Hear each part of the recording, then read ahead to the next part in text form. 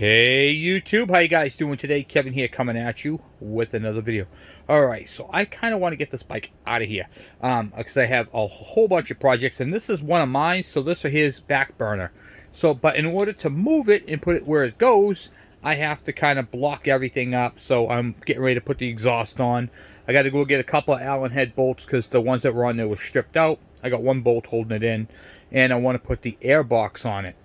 So I already put the cable in right here for the automatic oiler, and we're going to get into that later. We're not doing that right now. I do want to put the air box on and get that kind of all buttoned up. But there was a problem with the air box, and if you have a Suzuki TS, a TC, or DS that has the air box, I'll show you. Like this style right here. So typically what happens is this stud right here, the nut will get stuck on here, you'll wrench it off, and then the whole thing will twist. And as you can see, they're in there kind of loose. Alright, I'm going to show you guys how to tighten that up. This has already been done. I did this a while back, but I decided I was going to show you guys how to do it anyway.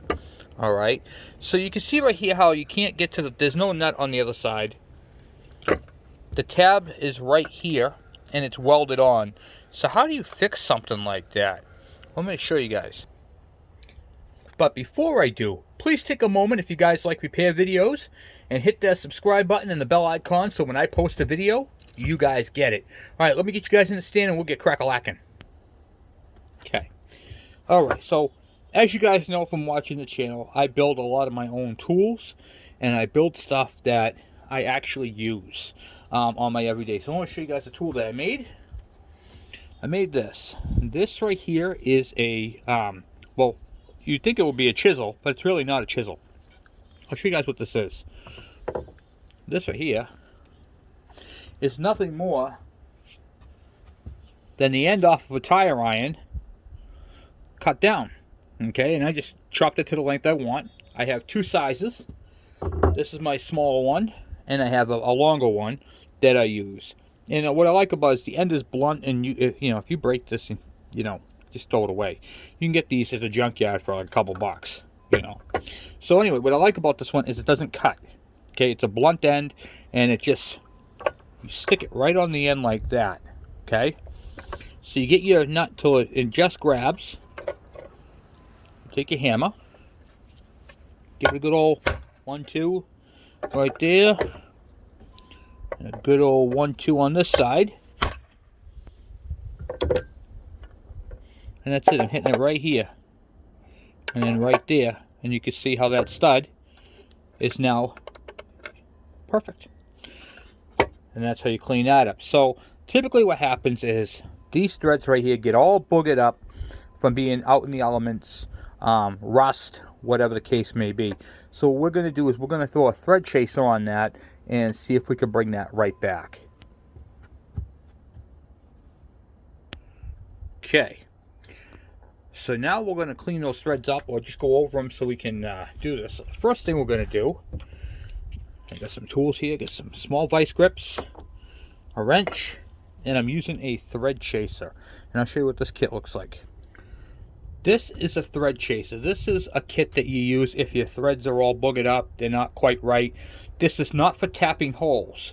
So if you have a bolt that came out, it was cross-threaded, you can use these right here to clean up the threads and all that type of stuff. So the one I'm using, this end one right here, is called the M6 1.00. These right here are file sticks for threads. So if you have like a wheel nut, you can actually file these down, you match up your threads. And they got, everything from 9/16, quarter inch, metrics, what do you call it? There's literally all kinds, different types of threads, fine and coarse. Same thing, fine and coarse here. And then of course your taps, you got fine and coarse, I mean, and then same thing with that. So it's pretty cool. It's a really nice set. This is made by Snap-on Tools, and the part number for this, what was that little foam thing there, keeps them all in check, is the what do you call it, RTD 48, made by Snap-on Tools. Great little tool to have in your arsenal. Okay, so apparently this happens a lot with these bikes, so we're going to fix it. I'm going to show you how to do it. Okay, so the first thing you're going to do is take a pair of vice grips, and you're going to clamp it on there the best you can. Don't have to go crazy. You don't need a whole lot of pressure. It's kind of loose. Okay. The reason why I'm doing that is to prevent it from turning on me. Then I'm going to use some oil.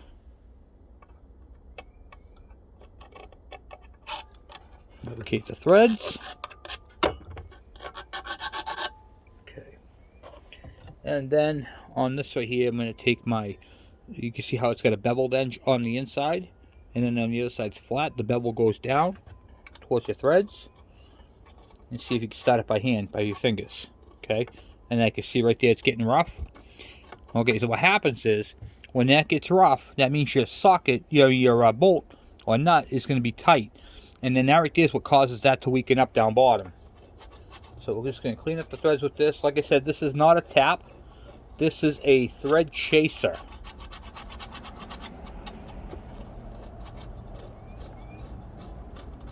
And cleaning up the threads is going to allow that nut to screw right onto it.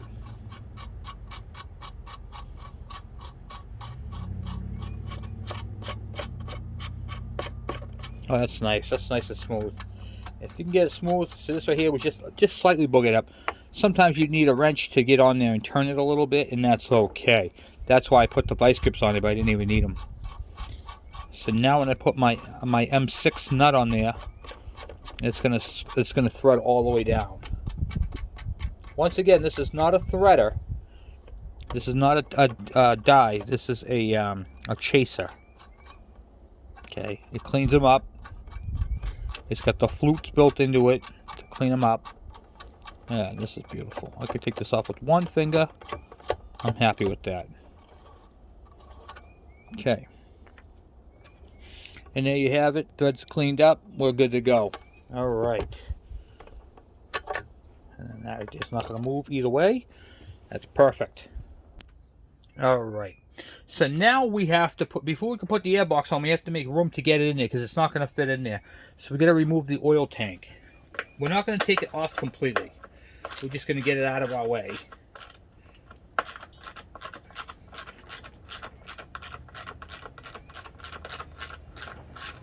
Just held on there with 3 bolts.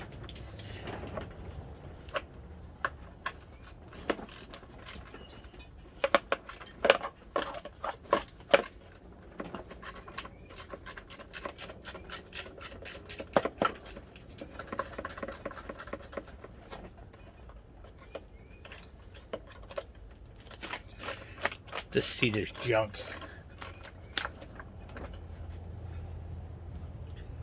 Alright, and I'll put this off to the side here. And one more there.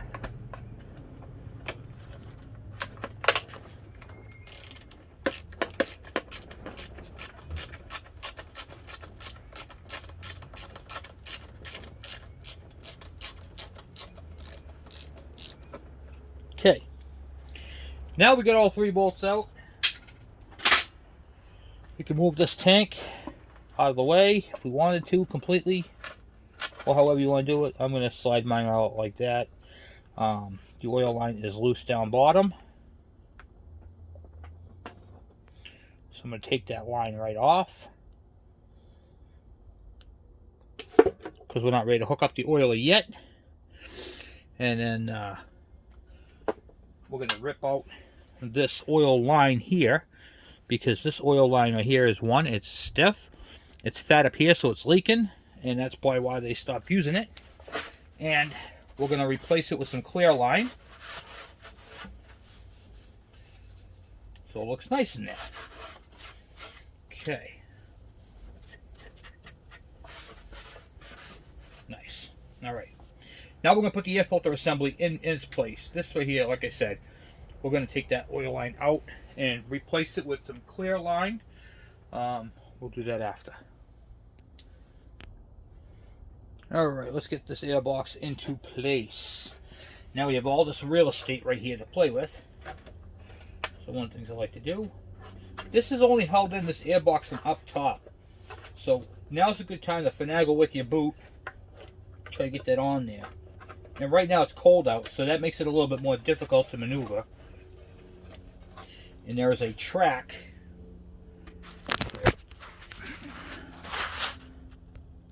there is a track right here, and this bracket fits inside that track, and that's how you know you have it in it. See how it's not in the track?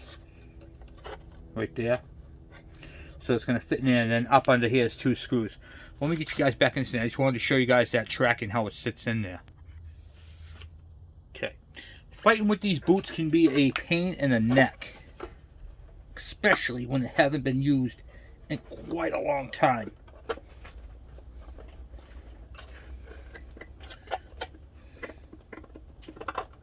Alright, good.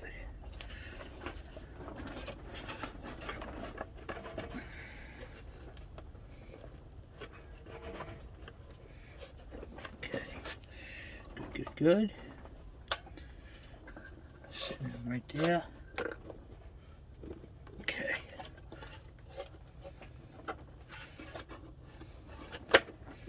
All right. We're in up top and down bottom. Right there. Where the clamp is. All right. So now what I'll do is I'm going to right the bike up. Make sure it's all the way in. Looks good. Everything's happy and comfortable. This is my oil line right here, which is actually going to go under here and come up over. Oh, maybe it goes around it. Yeah, it goes around it like that, and then to the bottom of the tank. Okay, and then we're going to put the 2 bolts in up top real quick, and then I'll be right back. Alright, so here's your tool tray right here. You can see I got the gas cap for it. Here's where the air comes into the air filter box, right underneath the seat. So it'll be like a snorkel, and then the 2 bolts that are right here are for your air filter box. And then this is that channel. So I'm putting those in right now. Figure what the heck I show you. Makes more sense too.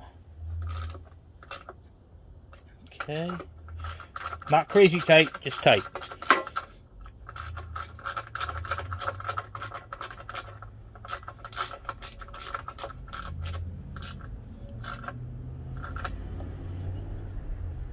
Okay.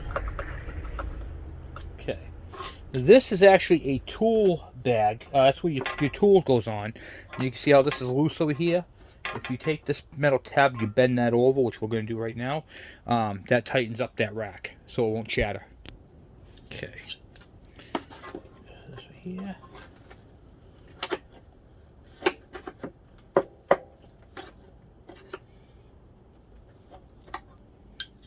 Pretty much all you're doing, just bending around to it's happy. It's always going to be a little loose, but your idea is to make it so it's not as loose.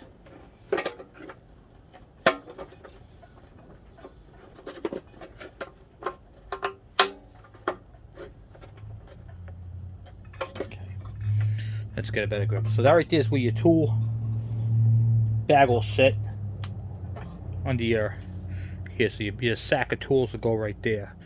That's pretty much it for that part.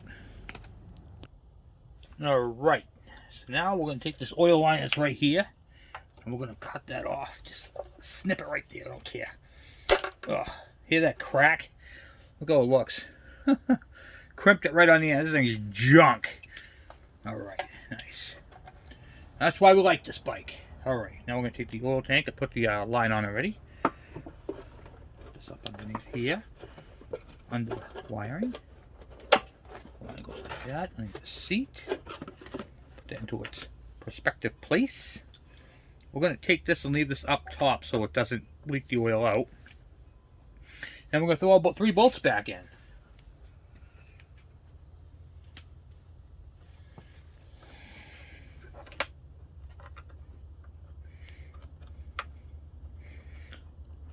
All right.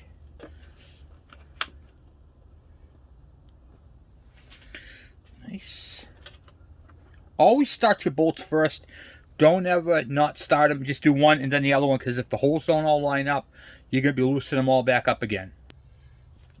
Okay. And you should get at least 3 turns on all the bolts before you get into it.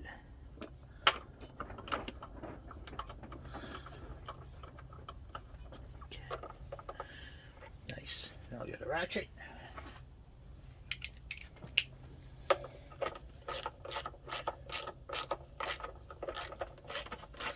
Now, many of you guys are asking, oh, Kevin, how come you didn't clean that tank before you put it on? I'm going to clean it. I'm going to do it later on. I'm not going to do it right now. I'm just trying to get the bike so it's a fully rolling chassis and evaluate what I need for the bike. So it's not a matter of, whatchamacallit there, putting it together like that. You know what I mean? Okay. Alright. There we go. Tight. Alright, good. Now, I don't have an air filter for it yet. I do have, however, a cage that came with this. I got this on eBay, by the way, guys. I found this air filter assembly on eBay, and it was complete. It was one of the most complete ones I found. So, which worked out really, really super cool. So I got to put an air filter element on that, and it came with the cover. So it did have the cover, and then I got the nut right here. Came with that too.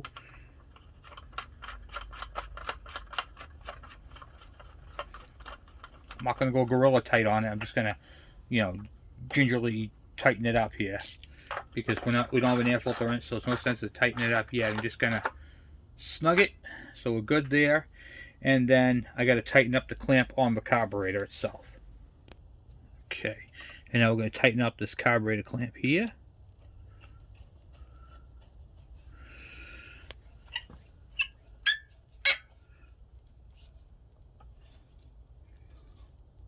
Nice. Okay, so we're all tight there.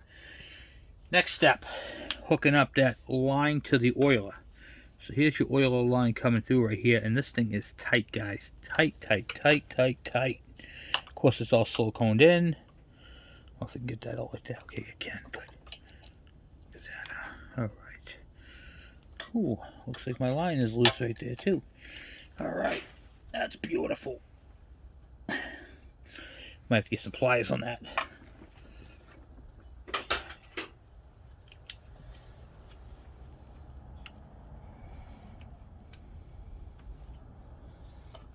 Okay. All right, we got the oil line off. Jeez. Okay. Now we'll take the grommet. This is going to make an oily mess. All right. You want to give yourself enough room to be able to, what do you call it there? Get your air filter box out. So we're going to give this thing a little extra oil line. Okay? Not by much, though. So we're going to get this into where it's going to go. So like that. Pop my grommet onto it. I know it looks easier than it says, but it's true. Goes in there like that. Make sure you get that all the way seated. Give myself a little extra. Okay, and then that oil line's gonna be right there. Got my cutters and cut that to length. So I want to have it so I can take my air filter box off.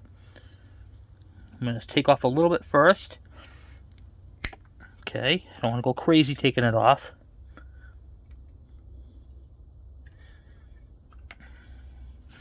That's going to be a pickle to get on there, guys.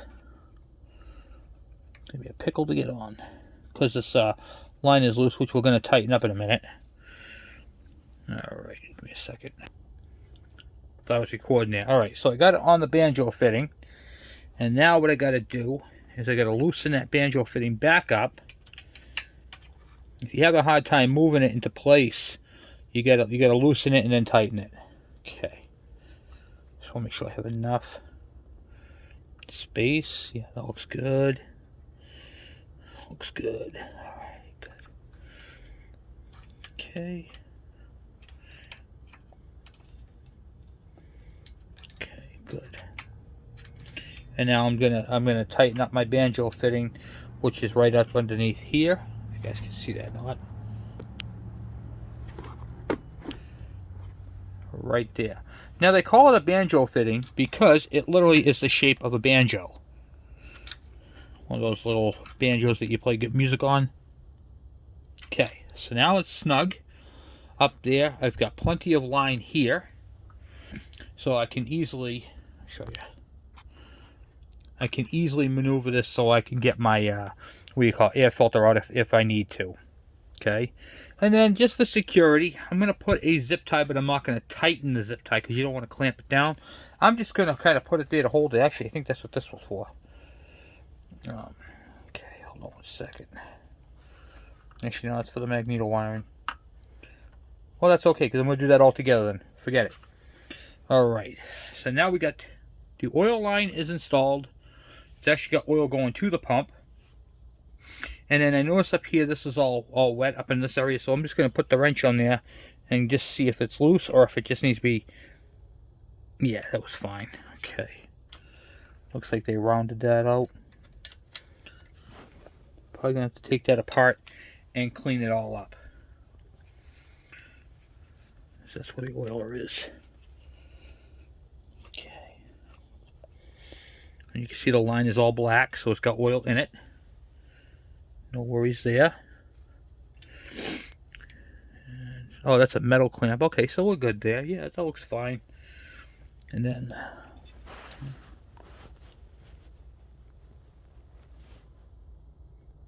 Okay, yeah, it looks good. I don't know where the oil came from. I think it... I'm going to keep an eye on that. If it leaks, we'll take it apart and clean it. But it looks like there was oil all over this bike. So, who knows what happened, but we're going to have to find out, right? Alright, so here is the magneto wiring for the new magneto, which is going to go back here, like so.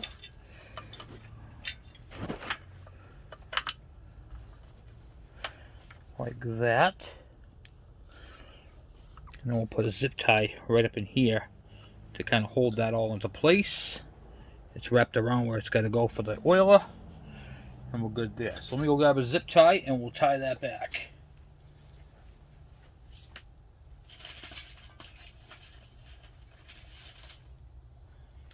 Okay. I'm not going to put the oiler in the same zip tie. Gonna put that like so. Keep that like that. And then rotate that around so all you're gonna see is the strap. Okay, good. Good. Here is the old throttle cable and clutch cable, and a clutch cable oiler. So cut the zip ties to that. And we'll get that out of here.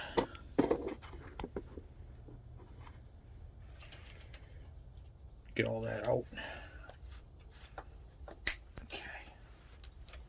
This is the new one. This is going to fit inside here like so. This is where that's going to be lying right there.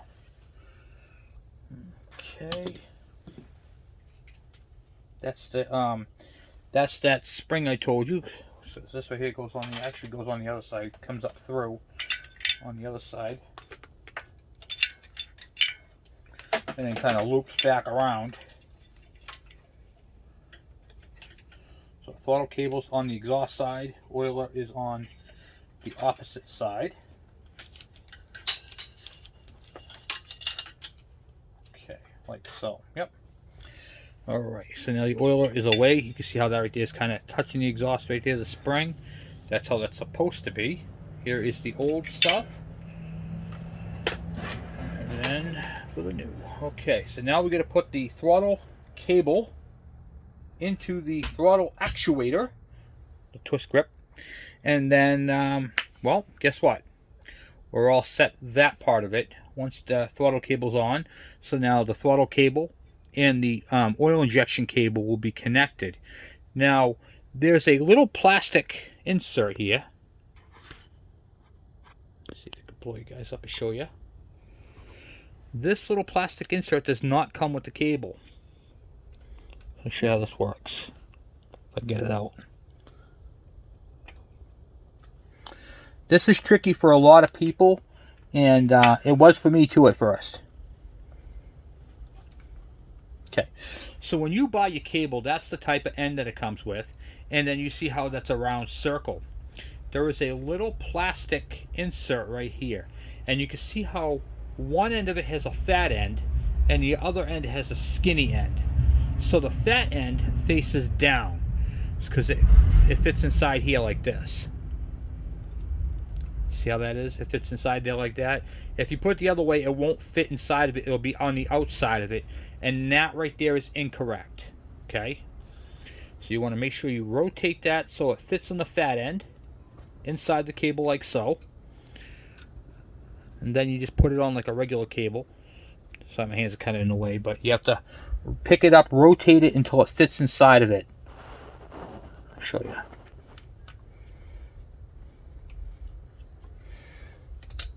So it fits inside like that, goes through that groove, and then the cable's all set to go in there. And that's what it looks like. When that's all, I wanted to make sure I showed you guys that because that right there is kind of tricky.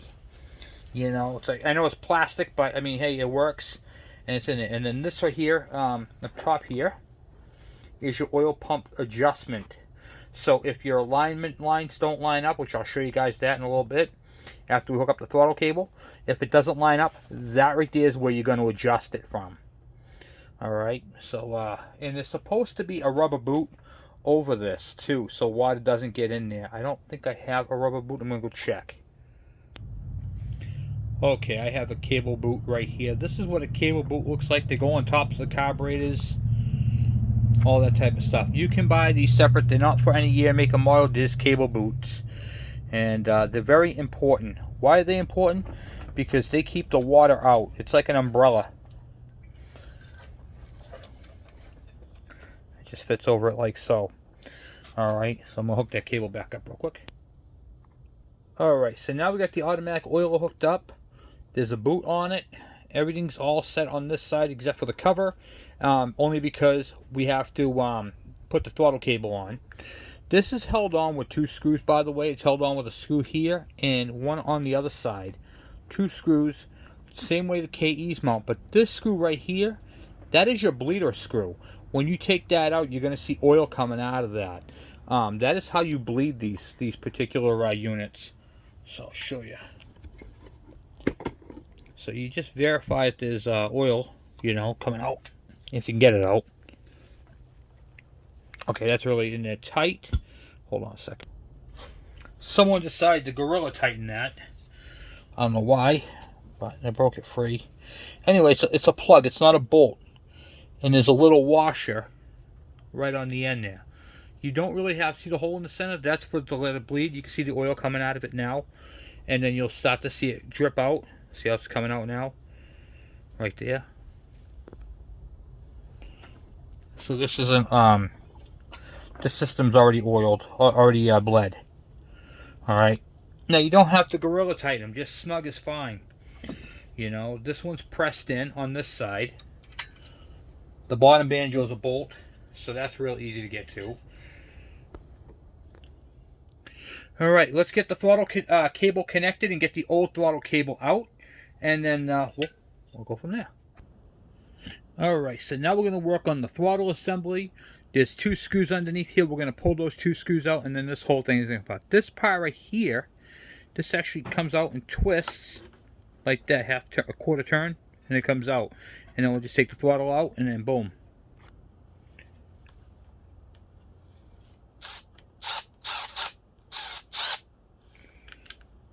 Okay. Switch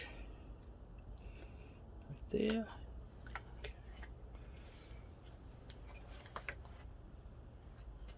I'll put this down over here. There are 2 screws up in there. Okay.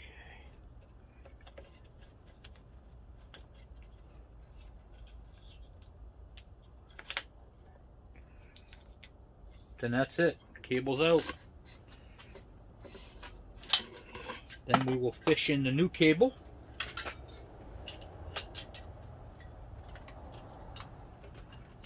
In the direction for which way it goes. Okay. Through the bottom part here first.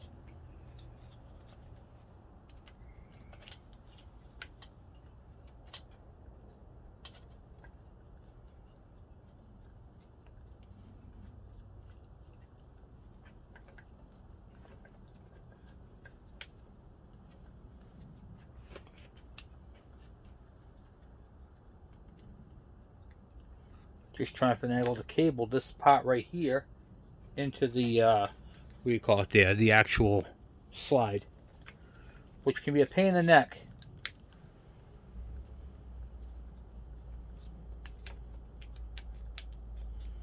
Especially if the cable likes to twist. Okay, which this one does.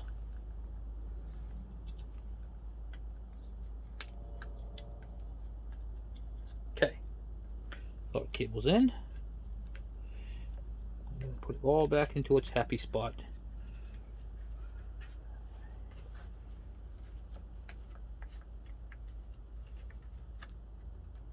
Okay. Now when you rotate this, see how it both sides, this part right here is flat up against each other? If you rotate this, you won't be able to close it because there's a pin underneath here and it fits inside that pin and you can only move it so much. That pin is the ground for your kill switch. So if you try tightening this down and the pin is not in its proper place, you'll break it. And you don't want to break it.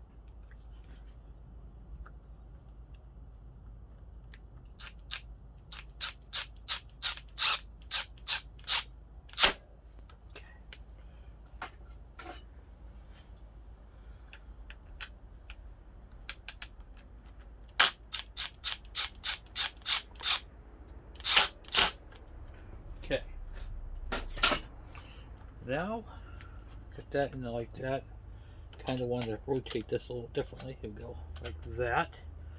Make sure my throttle is all into its place. There is some slack in this, so I gotta make sure it's rotating properly, which this is not. So that means I have it in an incorrect spot. See how I can't rotate it? So gonna loosen it all back up, but not all the way.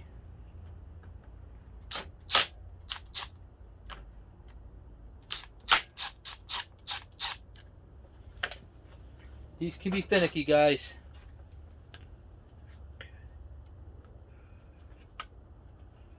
Okay.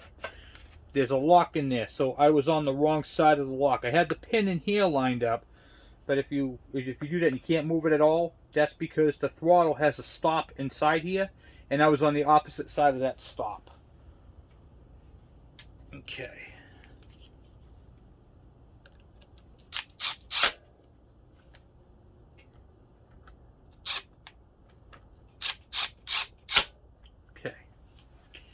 And one of the dead giveaways, if you're on the wrong side, you'll have excess slack in your cable. Oh yeah, that turns nice. All right, beautiful, beautiful, beautiful. Okay, all right, let's get you guys back over there and we'll take a look. Okay, so now we're back down here, and I did the throttle 10 times, and now I can see that this is all the way in, and this is really, really rusty. So it looks like I'm going to have to pop this cable back off, take this right here, and heat this up, because look at this. This is not going to come out. It's just so in there. So instead of stripping it out, we're going to go heat it up, and we're going to go rework that piece. And this is what the piece looks like. So this is a bolt that's threaded, and you can see on the other end, this piece right here threads into this. This whole thing is seized up. So I'm going to have to go heat this up with a torch and then break it free. I'll be right back. Okay, cheating time. I'm not going to work on this one just yet. I'm just going to use another one. So it was a little quicker than heating the other one up with a torch, and then I have to go, yeah, no, I'm good. I'll use this one. Works just fine.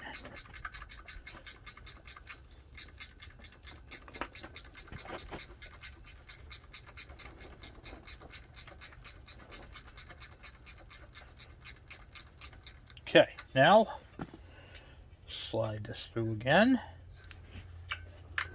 like so. My little plastic adapter, fat side down.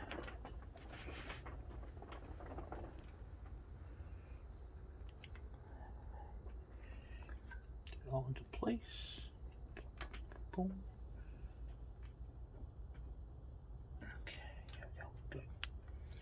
Good, good, good. All right. Now, what I got to do is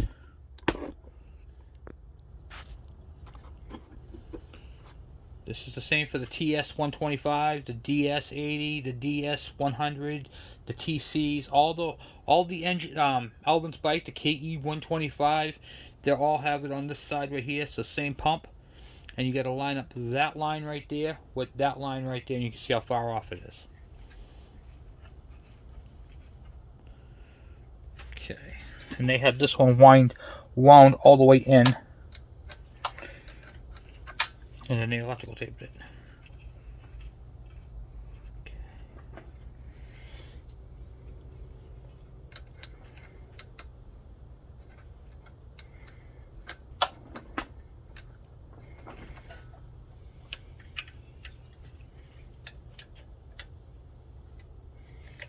Okay, make sure the cable's all seated into their respective spots. Okay, and we gotta go a little bit more.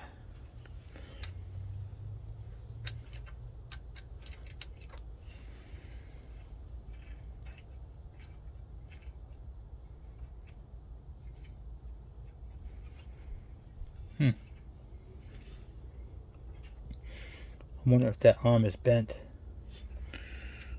Well, maybe not. Let's go back in here. I'm going to take some slack out up top. Alright. So it is, you have to back that adjustment out quite a ways, which I don't like. But it is sitting firm in there, so that's okay. Just going to tighten that down.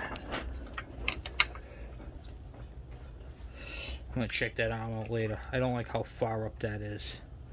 But it is aligned down bottom, down here. So we'll keep an eye on that.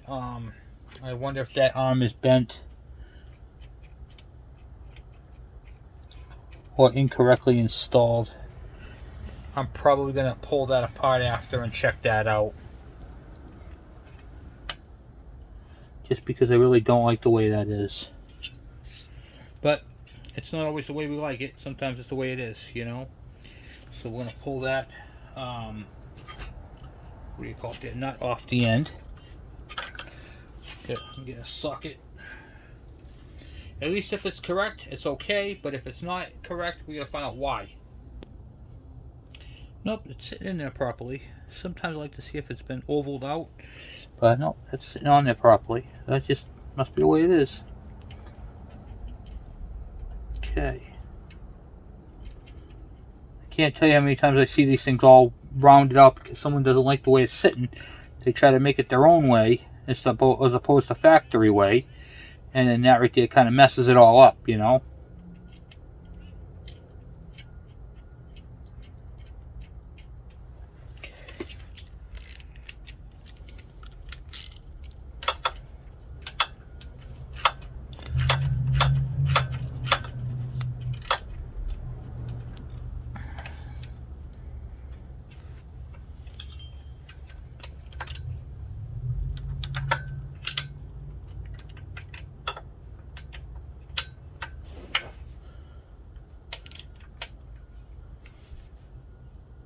Okay.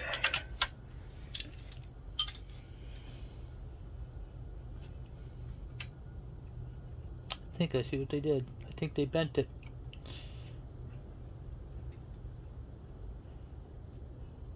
Yep. I'm pretty sure that's bent now. Because now I'd have to tighten that up again. That's what they did. I thought that was bent. I said, there's no way there's that much slack in it. So they did bend it. Okay, because I just bent it a little bit when I tightened that up and I held it. So that's what they did. Alright, so I gotta bend this thing back to the way it goes. Okay, so we got the lines lined up. What happened was, when this right here was adjusted before, they took the arm and bent the arm. So I just made sure everything was parallel, like it was, not twisted either way. So now it's sitting where it's supposed to. So that's all good. Okay, so now it has a whatchamacallit there. It's all adjusted. Everything is tight. So now I'm gonna clean up this gasket surface here and get this crud all off here. Or this RTV silicone. We are going to re-silicone it, but we're not going to glob it with that much. You know what I mean? Technically, you don't need... this doesn't have a gasket, so I'll probably not even do that. There's a hole at the bottom, right next to the bolt. So if you look at the bolts, where the bolts are, they're grooved in there. So any water that does get into up top here or through the grommet will escape in the bottom. So we're not gonna re-silicone it. Well, we are gonna take it all off though, because man, that's crazy. That's a lot. And I understand some people, you know, they look online, can't find a gasket for it, and there's no number for it because it doesn't have it. We're just gonna clean it up a little bit. We're not gonna go crazy. I just want to get the silicone, heavy stuff off. Like I said, we're going to go through this whole bike later on. I just want to get my goal for this bike is simple. It's just to get the bike together, moved out of my way so I can do some work. And then over the summer, we'll do some more videos on it. But I can't do anything with it until it's all together so I can know what I have to order for it for parts and pieces. You know what I mean? So without the parts and pieces, I don't know what to get, you know? So that's kind of where we're at with it. So we want to make sure we get it all together. And make sure it's all good. Show your alignment there. Okay, it's all good in the oiler. Put the cover on there and there. Boom, boom, boom. And you don't want to run these without a chain oiler cover either, because that chain kicks up a lot of dirt. So where it's located is not really such a bad spot per se. It's just kind of, you know, it's a nuisance if you don't have this cover. Alright, just screw that cover on real quick. Boom, boom, boom. Boom, boom, boom. And then the only thing left to do, which is to torque the flywheel, which I'll do that off camera, and put the cover back on here. So that's kind of where I'm at right now. So I might do that next video. Next video we'll torque this, get that done, and get this exhaust all buttoned up. And I'll probably do that later on tomorrow at some point. And then I think I can get this out of here, which is nice. And then we'll make actually tomorrow we'll get that exhaust mounted, torqued, and the coil mount for that. And then this side of the bike right here, well, engine wise, other than the cover, will be all done. And actually no, it won't, because we got to fix the wiring, the broken wires, and do the wiring. So we're going to keep working on this side. So we're just going to basically get this side buttoned up on the next video on this bike. We'll be working on other bikes in between then.